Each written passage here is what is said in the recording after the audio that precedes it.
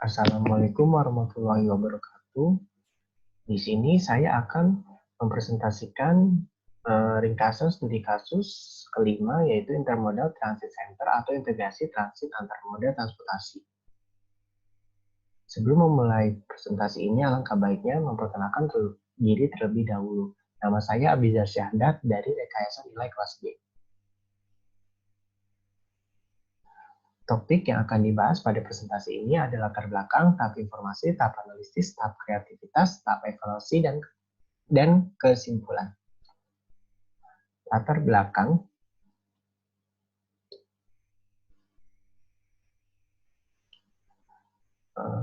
Proyek integrasi transit antar moda transportasi berlokasi di Dayton Boulevard dan Railroad Avenue, Hercules, California, Amerika Serikat. Studi rekayasa nilai ini bertujuan untuk meningkatkan mutu dan kualitas pada proyek ini yang disponsori oleh The City of Hercules dan difasilitasi oleh perusahaan teknisi yang bernama HDR. Tim teknis value engineering atau rekayasa nilai ini melakukan studinya pada tanggal 30 Maret sampai 2 April 2010. Tujuan dan keberhasilan studi rekayasa nilai pada proyek ini tujuannya untuk sebagai pusat pergantian transportasi atau lebih dikenal dengan TOD atau Transit Oriented Development, sehingga dapat memudahkan akses masyarakat dalam pergantian antar moda transportasi. Kunci keberhasilan dari program rekayasa nilai pada proyek ini yaitu di mana proyek ini dapat mencapai cost saving atau penghematan biaya yang merupakan tujuan dan sasaran awal dari proyek ini. Oleh karena itu, hanya beberapa bagian saja yang dapat dilakukan studi rekayasa nilai pada proyek ini. Yang kedua ada tahap informasi. Pada tahap informasi ini, tim teknis rekayasa nilai akan melakukan pencarian data dan informasi sebanyak-banyaknya pada proyek integrasi transit antar moda transportasi yang berlokasi di California, Amerika Serikat. Pada layar ini kita bisa ketahui anggota tim yang terlibat pada pembangunan integrasi transit antar moda. Kita bisa ketahui bahwa banyak sekali multidisiplin yang terlibat dalam studi kasus rekayasa nilai dalam pembangunan integrasi transit antar moda transportasi yang berlokasi di California, Amerika Serikat. Selanjutnya ada penjadwalan dari tim rekayasa nilai. Kita bisa ketahui bahwa tim rekayasa nilai atau value engineering melakukan studinya pada tanggal 30 Maret sampai 2 April 2010. Selanjutnya ada data observasi. Data observasi ini meliputi yang pertama itu perencanaan plaza dan kafe tidak termasuk dalam pembahasan rekayasa nilai karena termasuk fase 2. Yang kedua, tekanan tanah dan pergerakan tanah pada lokasi proyek yang bisa merupakan potensi risiko. Yang ketiga, resiko sinyal jalan rel existing yang sudah ada akan terganggu oleh supply atau jalan rel sementara pada saat konstruksi. Yang keempat itu tidak ada permasalahan dengan drainase. Yang kelima, dengan kondisi topografi jalan rel yang sudah ada memiliki banyak kelengkungan atau tikungan, sehingga proyek ini akan timbul resiko yang akan terjadi, yaitu rel dapat mundur setiap tahun atau pada umur rencananya. Yang keenam itu ada kebutuhan jalan akses moda transportasi air atau bed rail. Yang ketujuh ada kebutuhan rute pengangkutan material yang dinamakan Joint Moor Parkway. Selanjutnya ada relokasi pipa gas yang ada di sekitar proyek. Yang ada kebutuhan akan tempat pembuangan limbah pada proyek. Kerangka berpikir yaitu apakah harus membutuhkan turap atau perbaikan tanah di setiap segmen proyeknya. Dan yang terakhir ada kebutuhan perbaikan tanah pada jalan akses kereta.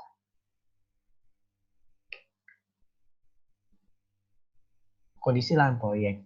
Pada sisi kiri kita bisa lihat bahwa kondisi existing lahan proyek sudah ada jalan relnya. Dan sisi kanan kita bisa lihat kondisi lahan proyek pada tahun 1990. Yang ketiga ada tahap analisis fungsi.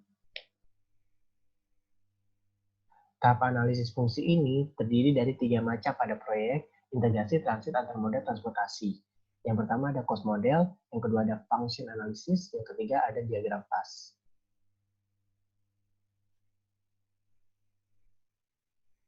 Cost model. Cost model ini berfungsi untuk mengidentifikasi penghematan biaya melalui perbandingan basic cost dan actual cost. Nah, pimpinan dari tim efek ini akan menyiapkan pembiayaan atau cost model dari keseluruhan biaya proyek yang sudah diestimasi oleh tim teknis proyek. Dan dari cost model ini kita bisa mengetahui bagian mana saja yang bisa dilakukan studi value engineering atau rekayasa nilai. Selanjutnya ada breakdown cost model. Berdasarkan breakdown cost model ini dapat dilakukan analisa untuk menemukan batasan item kerja yang berbiaya tinggi. Berdasarkan breakdown cost model ini terdapat 5 item pekerjaan yang dengan pekerjaan yang biaya tertinggi, yaitu train station atau stasiun kereta api, ada cantilever retaining wall atau cantilever dinding penahan tanah, ada rail line railroad atau penyetalan ulang atau pembuatan kembali pada jalan rel. Yang keempat ada relocate utilities atau relokasi peralatan, dan yang terakhir atau gateway atau jalan akses moda transportasi air.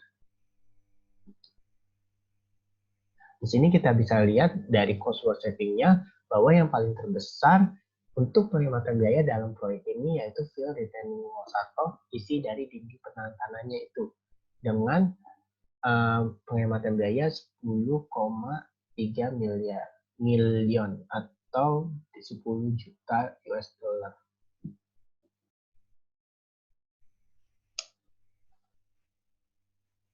Tahap analisis fungsi selanjutnya itu ada function analysis dan diagram FAS. Analisis fungsi pada proyek ini berfungsi untuk mengidentifikasi fungsi-fungsi yang tidak perlu dan menganalisanya ke dalam perbandingan cost atau worth yang menunjukkan tingkat keberadaan biaya yang tidak diperlukan. Untuk diagram FAS ini ada fungsi sekunder, ada fungsi dasar. Fungsi dasarnya itu yaitu move people atau pergerakan manusia. Sedangkan untuk fungsi sekundernya yaitu termasuk akses kereta, akses transit, menyediakan konektivitas, petunjuk jalan seseorang, atau tempat berteduh atau menunggu atau berkumpul. Hal ini memberikan tim rekayasa nilai pemahaman alasan mengapa proyek ini dilakukan dan ditinjau dalam aspek biaya maupun kinerja perbaikannya.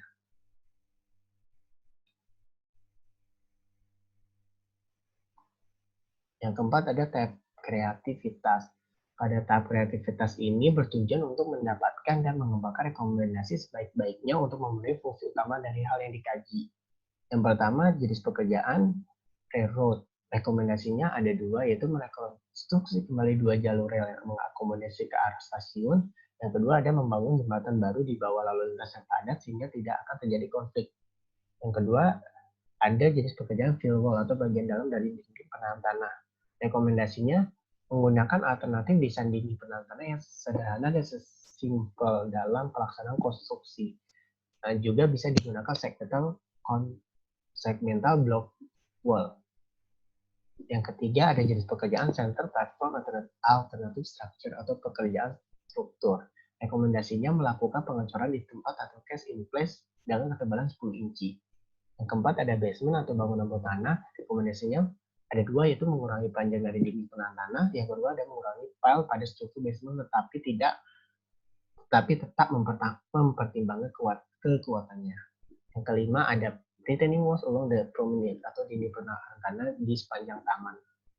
Mengurangi dimensi dinding penahan tanah tersebut dan kemiringannya sehingga promenade dapat sejajar dengan transit loop atau transit penumpang.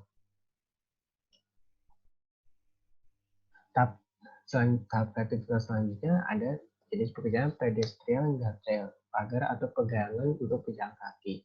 Kombinasinya itu menggantikan guardrail dari material kaca menjadi material kabel baja.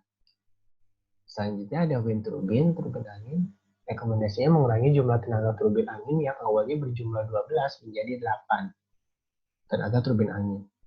Selanjutnya jenis pekerjaan gedung stasiun, yaitu dengan membuat brace frame pada bangunan stasiun dengan menggunakan material fabrikasi di luar proyek atau luar site. Yang kesembilan, track gate atau pengekang jalan rel.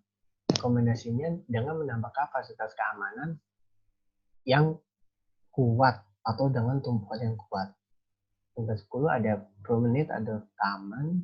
Rekomendasinya menggunakan konblok dalam pemilihan perkerasan atau pavement. Yang terakhir ada landscape item atau belakang taman. Pemilihan taman yang seminimal mungkin, tidak mahal, tetapi tetap mempertimbangkan keindahan. Nah, ini merupakan contoh dari gambar rekomendasi. Railroad realignment atau pembuatan rel kereta baru. Yang pertama ada rekomendasi itu, yang pertama itu jalan rel yang sejajar atau sebidang dengan jalan rel yang existing atau jalan rel yang sudah ada. Yang kedua rekomendasinya jalan rel existing tidak sebidang dengan jalan rel baru, atau jalan rel baru dibuat flyover sehingga lalu lintas yang di bawahnya tidak akan terjadi konflik. Yang kedua ada rekomendasi fill wall yang bisa dilihat dari layar ini. Dan ini fill wall-nya untuk tinggi penahan tanah yang dilewati oleh pipa-pipa energi atau gas. Ada shoulder wall yang berfungsi untuk sebagai tempat transit penumpang, dan ini diupayakan bisa sejajar dengan promenade atau taman. Dan ini selanjutnya itu rekomendasi center platform, jadi digunakan pengecoran case in place atau di tempat dengan post tension slab dengan ketebalan 10 inci dan di bawahnya dengan tanah yang sudah dipadatkan. Lakukan pemadatan. Yang selanjutnya itu ada pedestrian guardrail yang rekomendasinya dari material kaca menjadi material kabel baja. Dan ini wind turbine yang awalnya dari 12 turbin menjadi 8 turbin. Selanjutnya ada construction and framing, brass frame. Jadi stasiun building ini menggunakan portal baja dengan meminimalkan pengelasannya, dan ini tampak memanjang, dan untuk tampan melintangnya.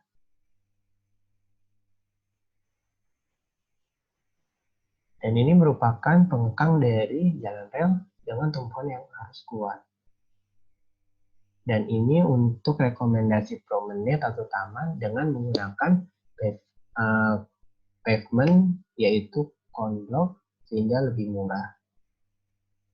Dan ini perlengkapan tamannya seperti bangku taman, meja taman, tong sampah, dan bangku taman. Dan ini merupakan landscape item atau tumbuhan atau tanaman yang dapat diletakkan di park atau promenade dan maupun aksesorisnya. Yang kelima ada tahap evaluasi. Pada tahap evaluasi ini bertujuan untuk mengetahui atau menilai dari rekomendasi yang tersedia dengan cara membuat kelebihan dan kekurangan pada setiap jenis pekerjaan yang dilakukan. Nah, yang pertama ada railroad. Kelebihannya mengurangi konflik lalu lintas yang terjadi, mengurangi fase pembangunan yang awalnya tiga fase pembangunan jembatan menjadi satu fase. Yang ketiga dalam pembangunan tinggi penahan tanah yang melalui stasiun tetap dapat dilaksanakan. Yang keempat metode pelaksanaan konstruksi yang lebih mudah. Kekurangannya membutuhkan keputusan UPRR atau kebijakan pemerintah Amerika dalam pembangunan rel kereta api. Yang kedua itu keterbatasan ruang bebas dalam pembangunan stasiun. Yang ketiga kemungkinan terjadi penjadwalan yang bentrok. Jenis pekerjaan fill wall, kelebihannya mengurangi biaya, mengurangi waktu pelaksanaan, metode pelaksanaan konstruksi yang mudah, dan mengurangi jumlah file yang digunakan. Kekurangannya potensi gangguan atau konflik dengan relokasi pipa, memerlukan peningkatan koordinasi dengan utilitas. Yang ketiga ada center platform alternative structure atau perkerasan atau pekerjaan struktur. Kelebihannya yaitu cepat dalam pelaksanaan konstruksi, meningkatkan kualitas pada permukaan beton, dan fleksibel dalam pengecoran baik secara di tempat untuk in place maupun precast. Indikasi detail yang di tempat yang miring antara muka struktur jalan dengan batu bata akan menambah kerumitan dalam pembersihan jendela. Terus yang keempat ada retaining walls along the promenade, atau dinding penantanan di sepanjang taman. Yang pertama, kelebihannya mengurangi biaya dapat menanam vegetasi pada area promenade. Kekurangannya itu perlu ditinjau sistem drainase, perlu rem tambahan, terdapat konflik antara transit loop dan jembatan. Kelebihannya lagi yaitu merusakkan antara jalan rel dengan promenade. Jenis pekerjaan yang kelima yaitu pedestrian guardrail atau pegangan dari pegangan tangan orang. Itu. Kelebihannya mengurangi biaya, yang kedua mengurangi penggunaan guardrail di beberapa tempat, yang ketiga metode pelaksanaan yang mudah dan sederhana. Kekurangannya kurang estetik, terdapat konflik pada keberadaan tanah dan batu bata. Biaya pemeliharaan semakin meningkat. Jenis pekerjaan selanjutnya wind turbine, kelebihannya mengurangi biaya karena mengurangi turbin angin dari 12 menjadi 8. Otomatis kekurangannya mengurangi kapasitas energi yang disediakan. Yang ketujuh, station building atau gedung stasiun. Kelebihannya cepat dalam pelaksanaannya, dua murah dalam penguasanya. Yang kekurangannya itu kurang estetik menurut arsitek. Yang kedelapan, resistant guardrail atau pengekang jalan rel. Kelebihannya mengurangi risiko terjadinya anjlok pada kereta ketika kereta memasuki stasiun. Kekurangannya yaitu meningkatkan biaya konstruksi. Jenis pekerjaan 9, promenade atau taman. Kelebihannya meningkatkan rasa nyaman bagi yang berkunjung. Yang kedua, mengurangi pemeliharaan. Kekurangannya tidak ada. Basement, kelebihannya itu mengurangi biaya konstruksi, cepat dalam pelaksanaan. Kekurangannya yaitu luas lahan berkurang dan kurangnya fungsi bangunan, kurangnya fungsi fleksibilitas pada bangunan.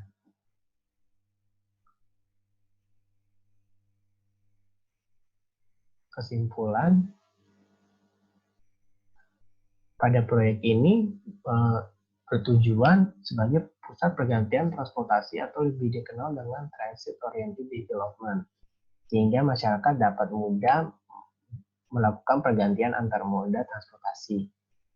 Tim studi rekayasa nilai ini dimulai pada tanggal 30 Maret sampai 2 April 2010.